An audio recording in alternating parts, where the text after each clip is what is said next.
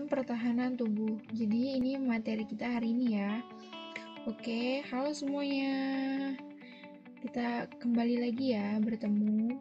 Nah, hal yang perlu dipersiapkan seperti biasa buku, alat tulis, dan jaringan internet yang lancar. Materi yang pertama yaitu antigen dan antibodi. Nah, pasti sudah pernah mendengar ya istilah tentang antigen dan antibodi. Nah, sebenarnya itu dua hal yang sama atau dua hal yang berbeda ya? Nah, untuk lebih jelas, kita lanjut ya materinya. Jadi, definisi dari antigen atau imunogen merupakan zat yang merangsang respon imunitas, terutama dalam menghasilkan antibodi. Nah, antibodi yang dihasilkan berupa zat molekul besar seperti protein dan polisakarida. Antigen memiliki dua bagian. Yang pertama ada determinan antigen atau epitop, dan yang kedua ada hapten. Nah, pengertian dari epitop merupakan bagian antigen yang dapat membangkitkan respon imunitas atau dengan kata lain dapat menginduksi pembentukan antibodi. Kemudian hapten adalah molekul kecil yang hanya bisa menginduksi produksi antibodi jika bergabung dengan karir yang bermolekul besar. Oleh karena itu, hapten memiliki sifat imunogenik, dan hapten juga dapat berupa obat, antibiotik, dan kosmetik. Nah, selanjutnya ada antibodi. Antibodi adalah protein larut yang dihasilkan oleh sistem imunitas sebagai respon terhadap keberadaan suatu antigen dan akan bereaksi dengan antigen tersebut. Selain itu juga ada 5 kelas antibodi yang harus sama-sama kita ketahui ya.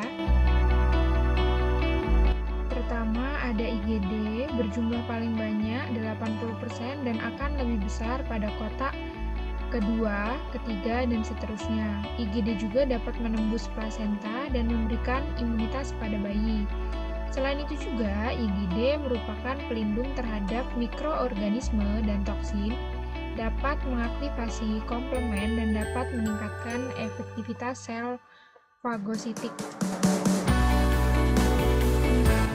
Next ada IgA. IgA berjumlah 15%. IgA dapat ditemukan pada zat sekresi seperti keringat, ludah, air mata, ASI, dan sekresi usus. Fungsi dari IgA untuk melawan mikroorganisme yang masuk ke dalam tubuh. And next ada IgM, adalah antibodi yang pertama kali tiba di lokasi infeksi, menetap di pembuluh darah dan tidak masuk ke jaringan. IgM memiliki umur pendek dan berfungsi untuk mengaktifasi komplement dan memperbanyak fagositosis. IgD. Fungsi dari IgD memicu respon imunitas dan banyak ditemukan di limfosit B. Meskipun demikian, IgD sendiri berjumlah sedikit pada limfa dan serum darah. Last, ada IgE. Nah, IgE adalah antibodi yang terikat pada reseptor sel mast dan bersofil. Nah, IgE menyebabkan pelepasan histamin dan mediator kimia lainnya. Selain itu juga IgE banyak ditemukan dalam darah dengan konsentrasi rendah dan kadarnya meningkat ketika bereaksi terhadap alergi. Materi selanjutnya ada interaksi antibodi dan antigen. Nah, tahukah kamu antibodi memiliki sisi pengikat antigen pada daerah variabel dan antigen memiliki sisi penghubung determinan atau epitop. Oleh karena itu, kedua sisi akan berikatan membentuk kompleks antigen dan antibodi. Nah, mekanisme pengikatan antibodi ke antigen dapat melalui beberapa cara loh. Yuk kita simak apa aja sih cara-caranya. Cara yang pertama ada fiksasi komplement. Dalam fiksasi komplement terjadi aktivitas sistem komplement oleh kompleks antigen antibodi. Komplement memiliki 20 protein serum yang berbeda. Ketika infeksi, protein serum pertama teraktivasi dan mengaktifkan protein serum. Selanjutnya, secara jalur berantai atau disebut dengan efek domino, kemudian hasil reaksi komplement tersebut akan melisisihkan sel-sel patogen dan virus. Fiksasi komplement menghasilkan dua jenis efek yang disebut dengan sitolisis dan inflamasi. Nah, untuk lebih jelasnya, kalian bisa lihat pada gambar di bawah ini ya, atau gambar berikut.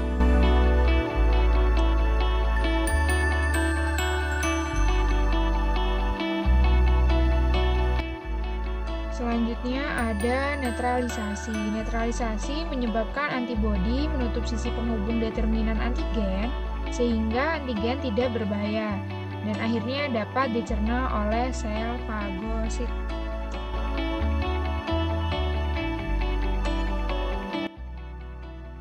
Next ada aglutinasi atau penggumpalan. Nah, aglutinasi adalah kondisi ketika satu antibodi memiliki minimal dua pengikatan. Semua sisi pengikatan tersebut berikatan dengan antigen berupa materi partikel seperti sel darah merah atau bakteri. Materi selanjutnya yaitu mekanisme pertahanan tubuh.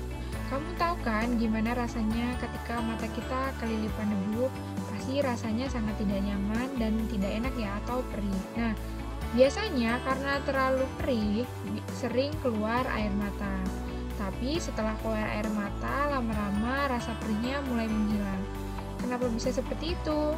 Nah, hal tersebut karena debu yang masuk ke mata akan terbuang oleh air mata. Tapi kalau kamu menangis gara-gara mantan, air mata nggak bisa tuh membuang perasaan kamu yang masih ada buat dia.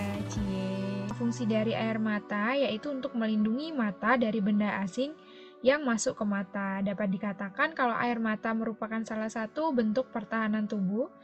Selain air mata, masih banyak loh bentuk pertahanan tubuh lainnya. Yuk, langsung aja kita pelajari. Sistem pertahanan tubuh non-spesifik adalah bentuk pertahanan tubuh non-spesifik yang bekerja dengan menyerang segala macam antigen yang masuk ke dalam tubuh. Pertahanan tubuh non-spesifik terbagi menjadi dua. Yuk, kita bahas satu persatu.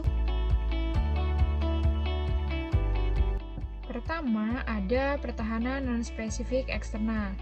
Merupakan bentuk pertahanan tubuh pertama yang paling luar dan tugasnya melindungi agar antigen tidak masuk ke dalam tubuh. Membuang segala macam partikel asing yang masuk ke dalam tubuh. Salah satunya adalah debu yang masuk ke mata.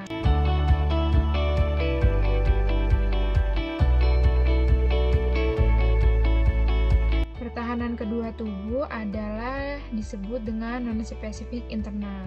Nah, pertahanan ini berupa sel darah putih, sel pembunuh alami, dan peradangan. Sel darah putih di sini terdiri dari neurofil, monosit, dan eosinofil. Nah, ini adalah contohnya ya, ketika tubuh melakukan non-spesifikasi internal. Selanjutnya adalah sistem pertahanan tubuh spesifik. Pertahanan tubuh spesifik merupakan pertahanan ketiga tubuh dan bekerja jika antigen berhasil masuk ke dalam tubuh dan telah melewati sistem pertahanan tubuh non-spesifik internal.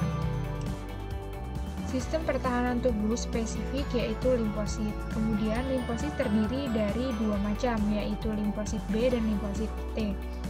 Limfosit B dibentuk dan dimatangkan di sumsum tulang belakang, dan ketika sudah matang atau siap digunakan akan menyebar ke seluruh tubuh.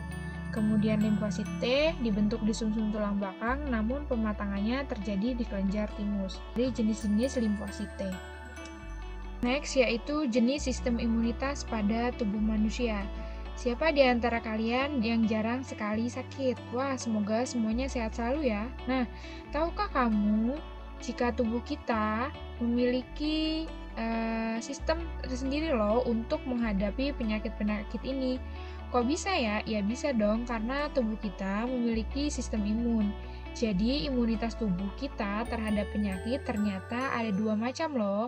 Yuk, langsung aja kita mengenal jenis-jenis imunitas tubuh. Yang pertama ada imunitas aktif, yaitu imun yang dapat diperoleh dengan melakukan kontak langsung antara toksin atau patogen, sehingga tubuh mampu memproduksi antibodinya sendiri. Imun aktif terbagi menjadi dua, yaitu ada imun aktif alami dan ada imun aktif buatan. Nah, kalau imun aktif alami terjadi setelah seorang terpapar penyakit, sedangkan kalau buatan timbul karena adanya rangsangan dari patogen yang dimasukkan ke dalam tubuh melalui vaksin. Imunitas pasif. merupakan imunitas yang terjadi jika antibodi dari salah satu individu dipindahkan ke individu lain. Sama seperti dengan imunitas aktif, imunitas pasif juga terbagi menjadi dua, yaitu ada imunitas pasif alami dan ada imunitas pasif buatan. Oke, materi kita terkait dengan sistem pertahanan tubuh pada manusia sudah selesai. Selamat belajar, semoga bermanfaat. See you.